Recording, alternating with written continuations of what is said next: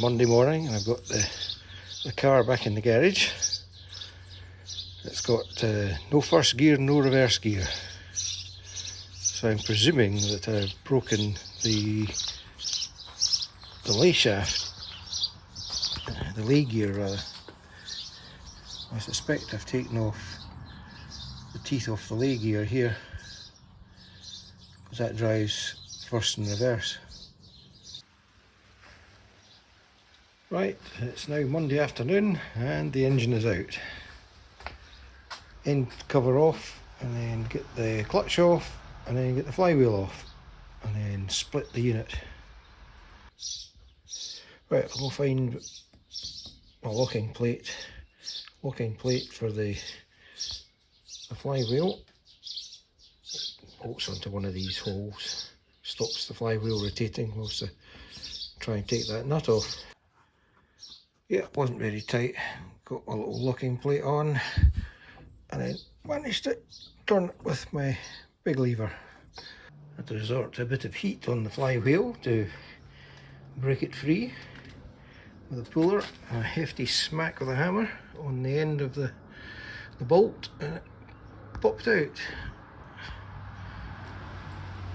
Nice little sintered paddle clutch there. Very nice straight cut drops on this one. Yeah, straight cut drop gears.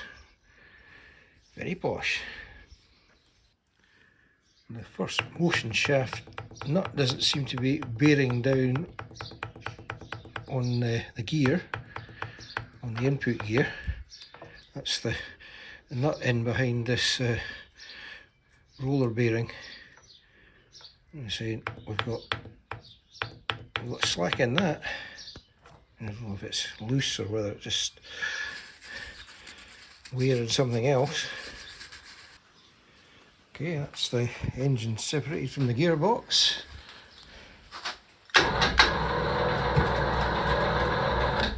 Oh, carnage. I see what's happened.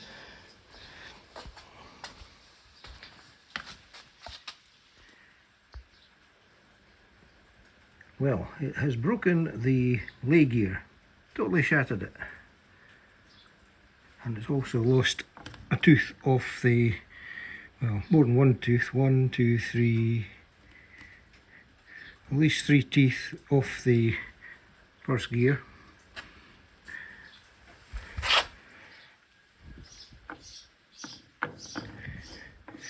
And I think reverse gear has disappeared as well.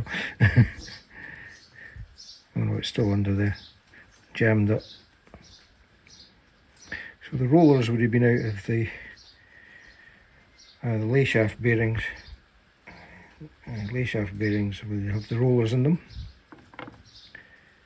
And the really bad news is it's cracked at the centre web. Centre web's cracked. I do have another case, well, another 2 cases. So looks like we're rebuilding into another case.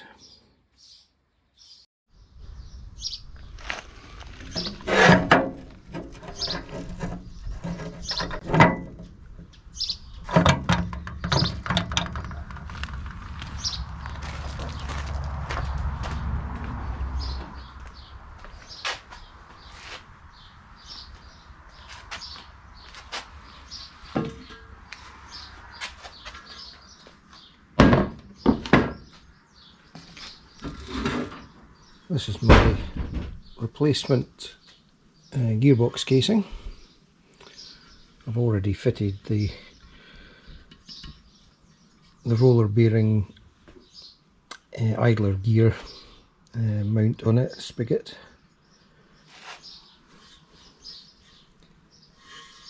It's all cleaned. I've taken out most things. Can't remember if I've taken out the detent out of there. I need to check that. But everything else is in it. And I decided, for no expenses spared, MED dog engagement gear kit. This way I don't need to use any of the existing bits of the gear train. It's got new lay gear, I've got a new lay shaft for it, the dog box gear cluster, and that's the first motion shaft. I've got all new bearings. What else I got? That's the selectors for it. These are the needle rollers that go in the lay shaft and in the first motion shaft. And there's new reverse gear. Basically everything required. I have also ordered the pinion support. It's replaced the speedo housing plate. You get an extra bearing that supports the end of the pinion, so I've ordered that. So that should make the block a bit more bulletproof and try and protect this web here from cracking. And the gears in here are wider than the standard ones, so they should be stronger. Less chance of ripping a tooth off like happened with the existing set, which then locked up and destroyed the lay shaft, the lay gear rather, and the lay shaft. The lay shaft was bent, and no doubt the main shaft was bent as well, and I said it broke the bearing housing. So to start assembling, I need to press the single roller bearing onto the first motion shaft. So I'll fight my way across to the press, which has got lots of things sitting on it. It has been used as a stand rather than a press at the moment.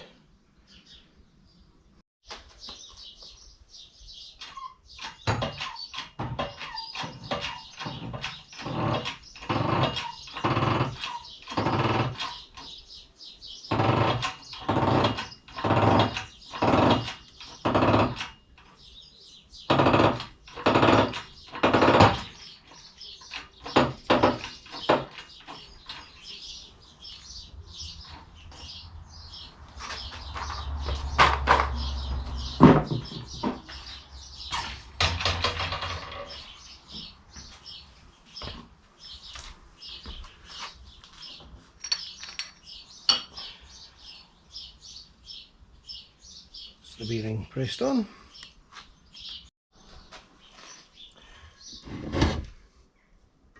Yeah, that's the bearing on. It's the right way round, so it tapers in, pushes in from this side, goes up against the shoulder, and then there's a big circle that goes in the outside. So next step will be to put in all the selector rods. So a reverse selector, and that'll be fourth gear, and that'll be first and second selector. But we have nice new 7025 aluminium selectors for these two, and we've got this one for the reverse, and there's also a thick spacer that goes on one side of the reverse gear to line things up when it's installed. So these have got little screws on them that go into a dimple, little hole there, and locks it on. They can be quite tricky to get in when they're in situ. I've got a special spanner that can get in the back here to get this one here, the one nearest. It's a real pain to get the screw.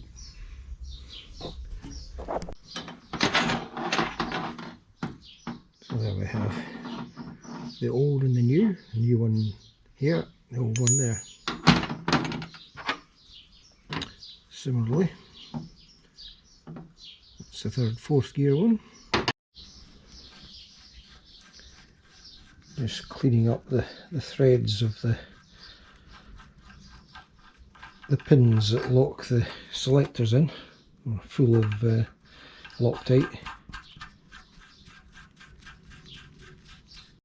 So putting in the reverse gear here, and this washer goes on the right hand side to stop the or to align the drive gear. Just slide the pin in from the back side. That's the selector forks in, all locked in, Loctited, tightened up, reverse gears in.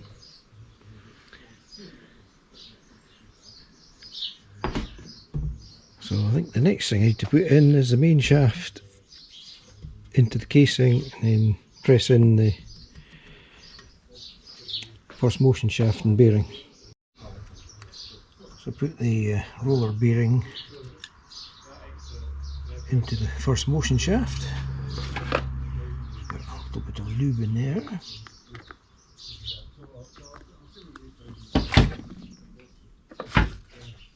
Then it should all line up in there, making sure I've got the selector in.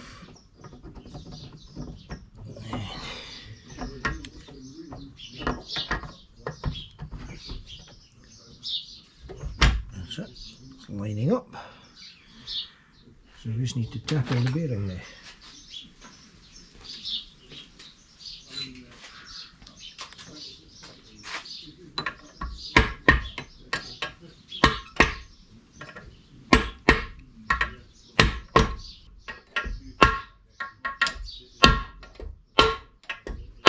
Yeah, that's it.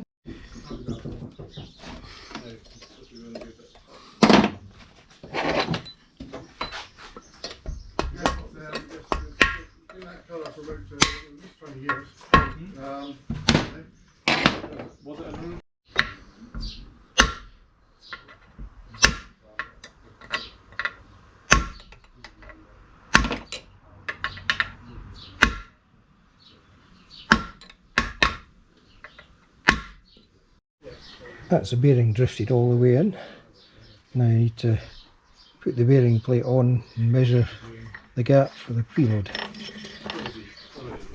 The original lay shaft thrust washers were damaged when the lay shaft broke. This one had a bit of wear on one side and this one was totally mangled. So I salvaged these out of another box I had. I think I bought that box for a differential one time. It's now a suitable donor for bits for the new gearbox. Checking the end float, I got something like 16 thou clearance, which is too much. So I reckon it's between 7 and 12 thousandths. So I've got a bit of 7 thou brass shim here. I can cut out and make a shim for this end to go in behind the thrust washer, and that should bring it down to about 8 thousandths clearance, which is fine. I eventually cut the shim out of 4 thou sheet and that gave me 8 thou end float, which is fine. I've now got the lock plate in that hooks the reverse shaft and the lay shaft in. I had a problem with the lay shaft. The slot in the lay shaft was only about half exposed, so I had to grind the slot larger on this side so that this plate would fit in. I did check to see that everything was seated correctly and it seemed to be, so it must just have been a minor tolerancing error in the machining of this block or on the parts. Anyway, there's plenty of meat there to grind it out slightly so that it fitted into the slot. And then I've also Loctited on these 4 bolts on the bearing retainer plate, and I've got the shim in at the back of the retainer plate for the preload. It was handy. The Loctite 2701 just arrived with the post a few minutes ago, which is a recommended Loctite for putting on the nut for the main shaft.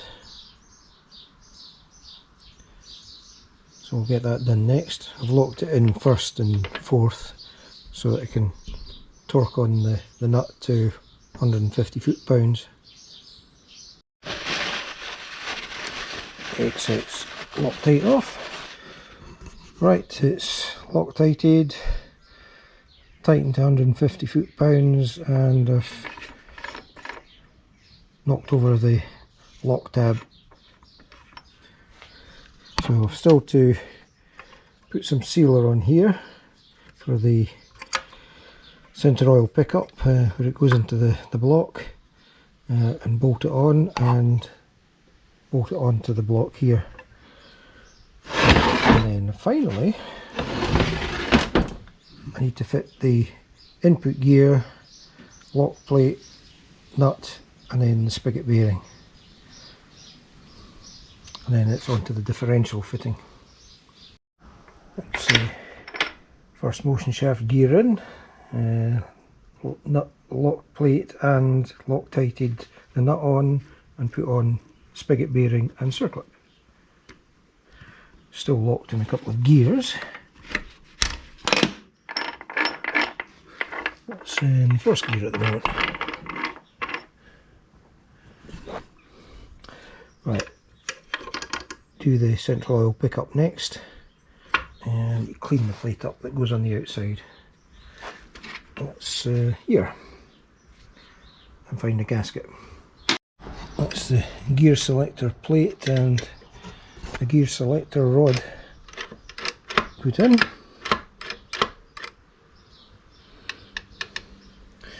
I Loctited the bolt. I just need to put the detent back in, which is this plunger here, this little plunger and a spring. So, plunger drops in, spring drops in.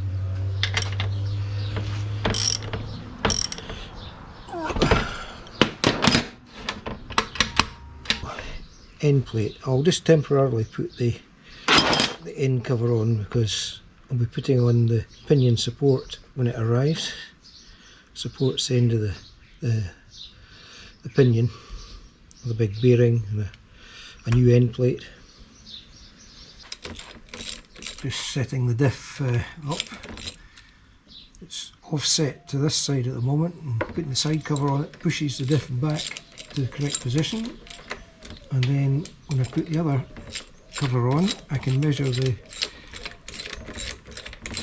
gap for the preload and put shims in to suit.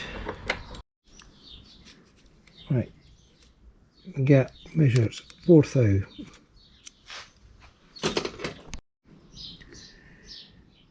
Right, I reckon it's a 4 to 5 thou. Closest I've got I think is 6, so it says should be fine. 6.5, yep. That's what we'll go for.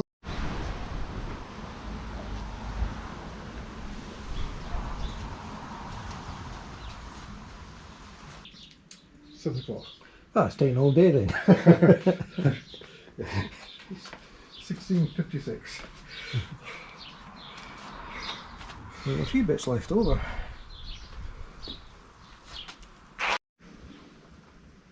There you are, almost finished. Only another 3 hours worth of work and reattaching everything.